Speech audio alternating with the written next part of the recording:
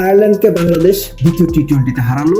যদি সাইফুদ্দিন ওই 7 বলে 17 রান না করতেন, আপনার কি মনে হয় তাওহিদ হৃদয়, নুরুল হাসান সোহানরা যে ব্যাট করে গেছেন, লিটনের ওই দুর্দান্ত ব্যাটিং, পারভেজ ইমনের অত ভালো ব্যাটিং এর পরও বাংলাদেশ 170 করতে পারতো? আমার তো মনে হয় না ভাই। আপনি খেয়াল করে দেখেন যে তাওহিদ হৃদয়রা একটা ভালো ইনিংস খেলে প্রেস কনফারেন্সে এসে যেভাবে আস্ফালন করে, দেখে মনে হয় বিশ্বকাপ জিতে ফেলছে। কি বড় বড় কথা, কাজের সময় কাপড় নষ্ট করে ফেলে। এনিওয়েজ, বাংলাদেশ তাও জিতছে। এক্সপেক্ট করবো থার্ড ম্যাচ জিতে সিরিজটা নিজেদের কাছে রেখে দেবে। আয়ারল্যান্ডের বিপক্ষে দ্বিতীয় টি-20 170 চেজ, এই কৃতিত্বটা বাংলাদেশের বোলারদের। হতেও পারতো বাংলাদেশের 190 চেস করতে হইতো। ফার্স্ট ব্যাটিং এর কথা বলি, তানজিদ তামিম ভাই, এত তারা কিসের? দরকার ছিল, আপনি নিজে জানেন দরকার ছিল না। শুরু থেকে শেষ যতক্ষণ উইকেটে ছিলেন, রানের প্রেসার কি জিনিস তিনি তার পার্টনারকে বুঝতে দেন নাই, তার কাছ থেকে এটাই এক্সপেক্টেড। কিন্তু আমার প্রশ্ন হচ্ছে, যখন আপনি প্রপার ক্রিকেটিং শট, ভালো শট খেলে রান করতে পারছেন, 28 বলে 43, 5টা 4, 2টো 6, কেন আপনার ভাই একটু পর পর ঘুরে ফিরে সুইপ, রিভার্স সুইপ খেলতে হবে? এই সাইন্সটা আমি আজ পর্যন্ত বুঝিনি। লিটন দাস একটা টাওয়েলের আত্মকাহিনী আপনি চাইলে লিখে দিতে পারেন।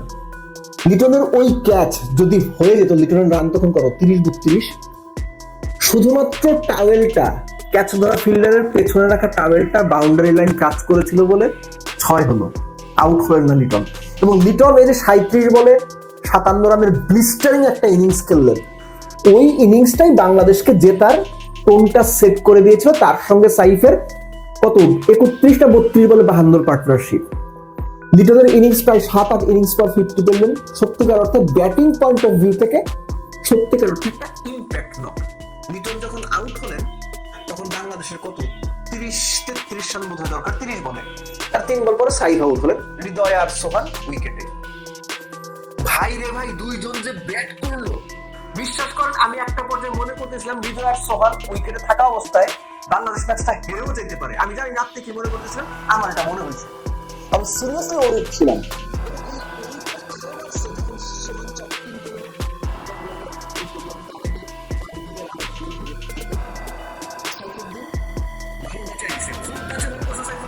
কিন্তু শেষ মুহূর্তে 7 বলে 17, 2টা 4, একটা বোধ হয় 6 ম্যাচ জেতানোর জন্য ওইটুকু যথেষ্ট ছিল।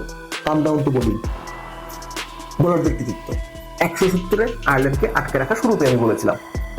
আয়ারল্যান্ড প্রথম 6 ওভারে পাওয়ার পেতে 75 রান তুলছে, 75 তুলছে প্রথম 6 ওভারে। এবং ওই সময়ের মধ্যে তারা 7টা 4, 4টা ছক্কা মেরেছে। 14 ওভারের মধ্যে তারা 6টা 4, একটা ছক্কা মেরেছে, এবং একটা ছক্কা লাস্ট ওভারে গিয়ে। কৃতিত্ব প্রাইমারিলি দেবো আমি শেখ মাহিদিকে।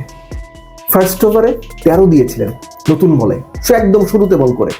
তারপরে 7, 9, 11 টানা 3 ওভার যে করলেন না, এর মধ্যে 1 ওভারে ডাবল উইকেট, লাস্ট ওভারে গিয়ে আরেক উইকেট, 4 ওভার 25 রান 3 উইকেট। এই যে শেখ মাহিদির 3 ওভারে 3টা উইকেট নেওয়া, 1 ওভারে জোড়া উইকেট নেওয়া, তানজিম সাকিব দারুণ লাইন লেন্থ মেনটেন করে বল করা, তাকে নাসুমও বেশ ভালো সাপোর্ট দিয়েছেন।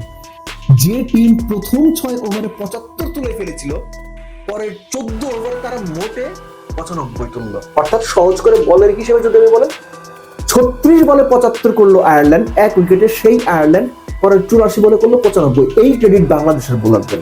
লিটনের ক্যাপ্টেন্সির তো অবশ্যই। সব মিলে বোলাররা এই ধরনের উইকেট, যেটা 180-90 রানের উইকেট, এর আগের ম্যাচ শেষে আমি বলেছিলাম যে বোলারদের কাজ এই ধরনের উইকেটে 160-65-র মধ্যে অপোনেন্টকে আটকে রাখা, যেন ব্যাটসম্যানরা ওই চান্সটা পায়। বোলাররা তাদের কাজটা দারুণভাবে করেছেন। এই ম্যাচের প্রেক্ষাপটে আরো প্রশংসার দাবিদার, যেহেতু অত ভালো একটা স্টার্ট ছিল।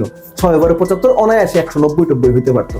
এনিওয়েজ, বাংলাদেশ ম্যাচটা জিতছে। কিন্তু ওই যে মিডল অর্ডারের বাজে অভ্যাস, ভাই ওই মিডল অর্ডার নিয়ে আপনি কিন্তু ধুকতেছেন। এখন করবেনটাই বাকি। এই সিরিজটা সুযোগ ছিল এই তাওহিদ হৃদয়, এই জাকের আলী অনিক, এই নুরুল হাসান সোহানদের একটু সরিয়ে অন্য কাউকে সুযোগ দেওয়া। আপনারা তো সুযোগটা নিলেন না, তাদের উপরে ভরসা রাখলেন। একজন 50 বা 83 রানের একটা ভালো ইনিংস নিঃসন্দেহে এসে প্রেস কনফারেন্সে তাওহিদ হৃদয়রা বলে যান, এমন ভাবে কথা বলে যান উনি বিরাট কোহলি হয়ে গেছেন। উনি এবিডি ভিলিয়ার্স হয়ে গেছেন। মানে এর কথা আসলে কিছু বলার নাই। আমার বলছি সময় মতো গিয়ে কাপড় নষ্ট করে ফেলে এই ম্যাচে তাওহিদুদ্দিন ক্রিকেট দেখেছে নুরুল হাসান সোহাল তাই। এবং আমি এখনো বিশ্বাস করি 7 বলে 17 রানের ওই ইনিংস যদি মোহাম্মদ সাইফুদ্দিন না খেলতো, খুব বেশি সম্ভাবনা ছিল বাংলাদেশ ম্যাচটা হেরে যাবে। অত ভালো স্টার্ট কিংবা অত ভালো একটা শেপের পরও শেষ 30 বলে 33 রান হাতে 6 উইকেট থাকার পরও মনে হচ্ছিল বাংলাদেশ ম্যাচটা হেরে যাবে। অনলি ক্রেডিট গোস টু বাংলাদেশের জঘন্য মিডল অর্ডার।